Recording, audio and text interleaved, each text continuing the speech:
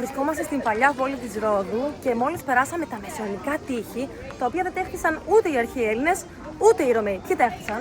Τα έχτισαν οι υπότες του τάγματος του Αγίου Ιωάννη, ή αλλιώς οι Ιωαννίτες, και μπορούμε να βρούμε μερικούς από αυτούς ανάμεσά μας πλέον. Ναι, εδώ βλέπουμε πέρα έναν υπότη εδώ. Άρχισαν να τα χτίζουν το 1309 και συνέχισαν να τα χτίζουν, να τα εξελίσσουν, να τα κάνουν πιο μεγάλα, πιο δυνατά, γιατί δεν χώρισαν επιθέσεις από τους Οθωμανούς. Και κράτησε για 200 χρόνια αυτή η εξέλιξη των τυχών, μέχρι που πήραν την πόλη οι Οθωμανοί τελικά. Ναι, έγινε η άλωση της πόλης. Να πούμε βέβαια ότι και οι ίδιοι οι υπότες του τάγματος του Αγίου Ιωάννη είχαν πάρει την πόλη από τους Βυζαντινούς.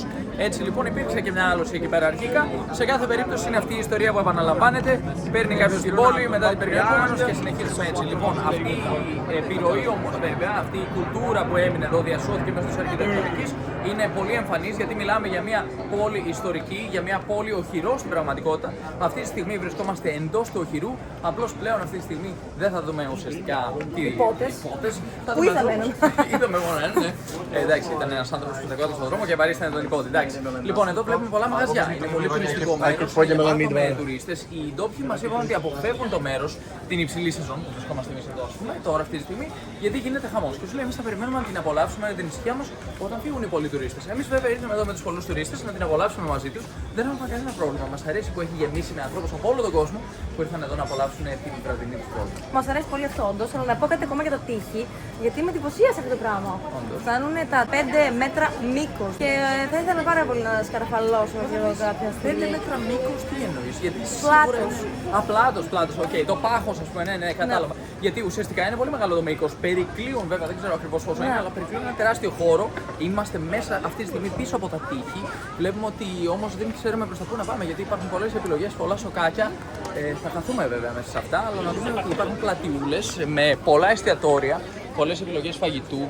Ας ρίξουμε και μια ματιά στη μέση, έτσι, από περιέργεια. Εδώ είναι πολύ τουριστικά τα μέρη.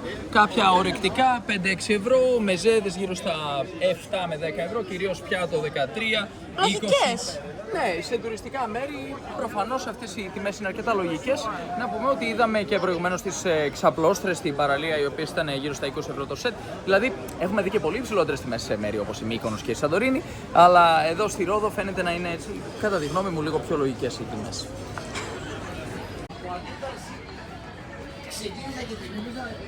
Εδώ βλέπουμε και κάποιες τσάντες, οι οποίες κοστίζουν 10 ευρώ, 20 ευρώ, 5 ευρώ, 15 ευρώ, έτσι σχετικά λογικές τιμές. Είμαστε στο πιο τουριστικό μέρος του νησιού και βλέπουμε καλές τιμές. 20 ευρώ, έχουμε και παιχνίδια εδώ πέρα για τα παιδιά για να έρθουν να κάνουν το πάρτι τους. Εδώ αυτά είναι τα κουκλάκια. Εντάξει, αυτό το κουκλάκι για μένα είναι λίγο ακριβούλι, εντάξει, 25 ευρώ, αλλά εγώ θα ήμουν εδώ σίγουρα.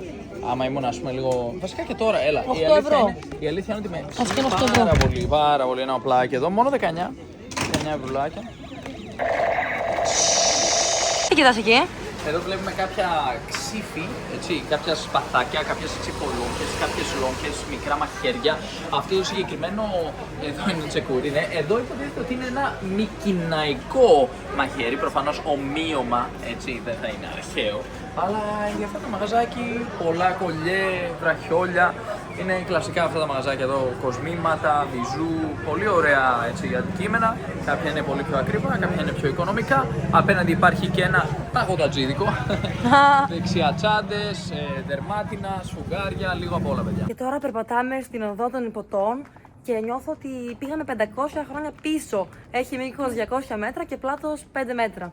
Και τι άλλο γνωρίζουμε για αυτήν εδώ? Είναι μία από τις καλύτερα διατηρημένες μεσαιωνικές οδούς της Ευρώπης. Εδώ πραγματικά υπήρχαν κάποιες εστίες, ας το πούμε έτσι, χώροι συγκέντρωσης που ήταν κατά μία έννοια τα μέρη όπου συγκεντρώνονταν οι υπότες που μιλούσαν την ίδια γλώσσα. Γιατί στο τάγμα του Αγίου Ιωάννη, των Ιεροσολύμων, υπήρχαν υπότες που μιλούσαν γαλλικά, υπήρχαν υπότες που μιλούσαν άλλες γλώσσες, υπήρχαν 4-5 διαφορετικές γλώσσες.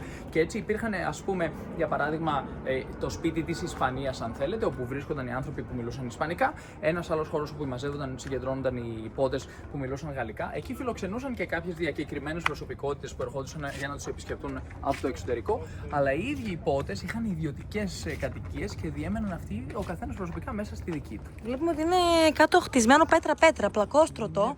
Ακριβώς.